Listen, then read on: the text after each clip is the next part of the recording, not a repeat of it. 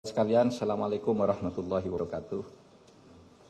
Terima kasih atas kehadirannya. Saya mewakili keseluruhan pemerintah, mewakili kabinet yang dipimpin oleh Presiden Republik Indonesia Bapak Joko Widodo. Malam ini akan menyampaikan pernyataan pemerintah terkait dengan kondisi politik dan keamanan pasca pengesahan Undang-Undang Cipta Kerja oleh DPR dan pemerintah pada tanggal 5 Oktober 2020 yang lalu. Saya ingin memberi pengantar dulu bahwa Undang-Undang Cipta Kerja itu dibuat untuk merespons keluhan masyarakat dulu bahwa pemerintah itu lamban di dalam menangani proses perizinan berusaha, peraturannya tumpang tindih dan sebagainya. Itu dulu. Oleh sebab itu lalu dibuat undang-undang yang sudah dibahas lama. Di DPR itu semua sudah didengar, semua fraksi ikut bicara.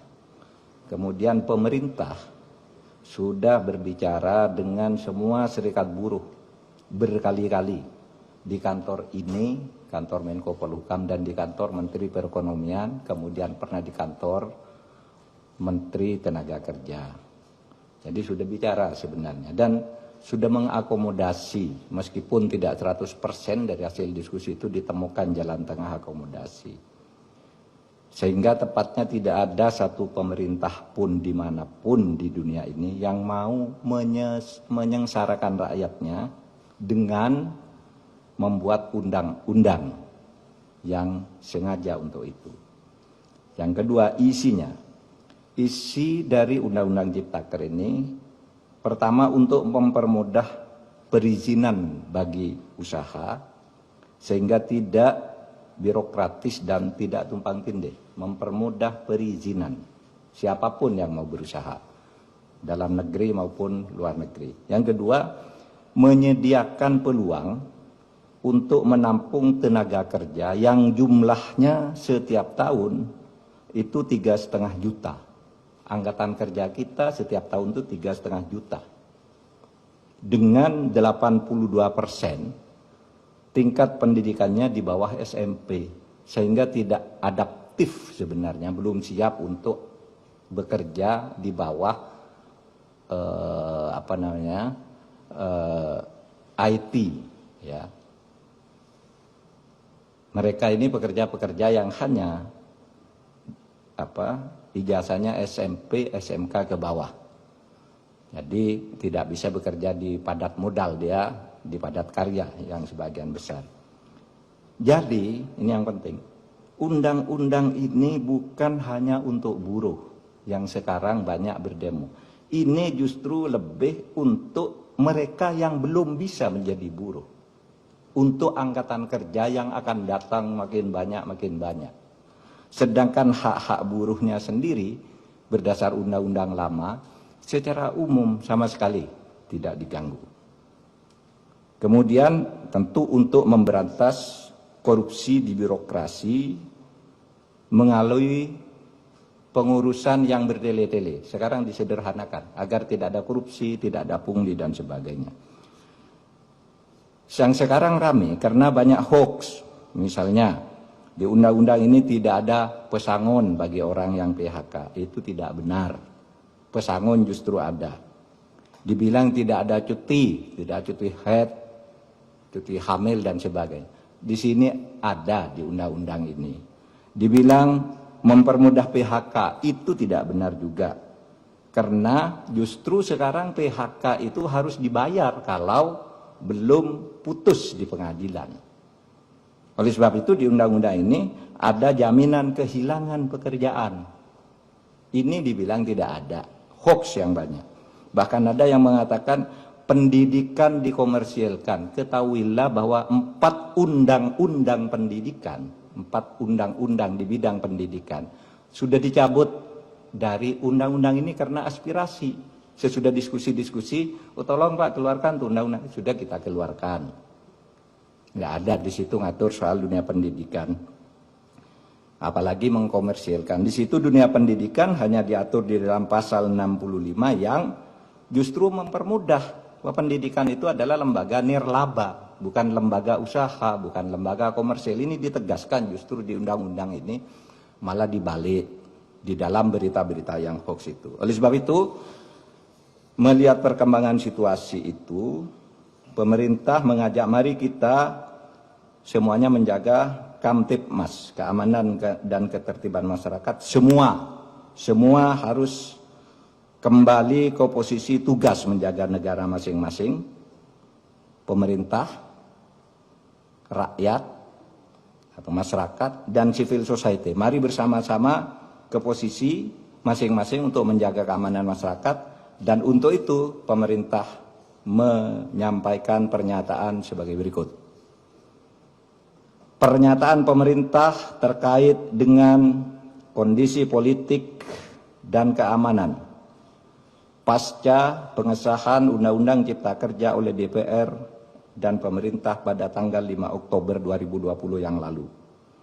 Selamat malam, mencermati perkembangan yang terjadi di lapangan terkait dengan penyampaian aspirasi tentang Undang-Undang Cipta Kerja dalam berbagai bentuknya di sejumlah daerah. Maka demi ketertiban dan keamanan di tengah-tengah masyarakat, pemerintah menyampaikan hal-hal sebagai berikut.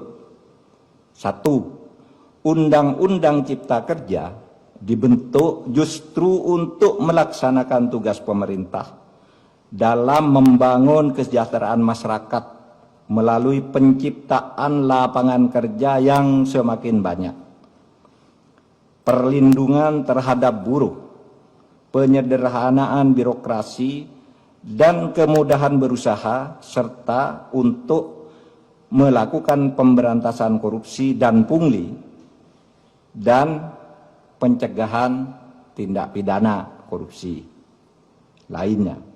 Yang kedua, pemerintah menghormati kebebasan berpendapat dan menyampaikan aspirasi terkait dengan Undang-Undang Cipta Kerja, sepanjang semua itu dilakukan dengan damai, menghormati hak-hak warga yang lain, dan tidak mengganggu ketertiban umum. Yang ketiga, pemerintah menyayangkan adanya aksi-aksi anarkis yang dilakukan oleh massa di tempat-tempat tertentu dengan merusak fasilitas umum, membakar, melukai petugas, dan juga menjarah. Tindakan itu jelas merupakan tindakan kriminal yang tidak dapat ditolerir dan harus dihentikan. 4. Tindakan merusak bangunan fasilitas umum dan serangan secara fisik terhadap aparat dan warga masyarakat merupakan tindakan yang tidak sensitif atas kondisi yang dialami oleh rakyat yang sedang berjuang melawan pandemi COVID-19 dan juga kondisi ekonomi yang sedang sulit. 5. Untuk itu, demi ketertiban dan keamanan, maka pemerintah akan bersikap tegas atas aksi-aksi anarkis yang justru bertujuan untuk menciptakan kondisi rusuh dan ketakutan di dalam masyarakat. 6. Selain berdemonstrasi dengan tertib dan tidak melanggar hukum, ketidakpuasan atas undang-undang tersebut bisa ditempuh dengan cara yang sesuai dengan konstitusi, yaitu dengan menyalurkannya dalam proses pembuatan peraturan pemerintah, perpres, permen, perkada sebagai delegasi perundang-undangan. Bahkan bisa diajukan melalui mekanisme judicial review atau uji materi maupun uji formal ke Mahkamah Konstitusi. 7. Sekali lagi, pemerintah akan bersikap tegas dan melakukan proses hukum terhadap semua pelaku dan aktor yang menunggangi atas aksi-aksi anarkis yang sudah berbentuk tindakan kriminal.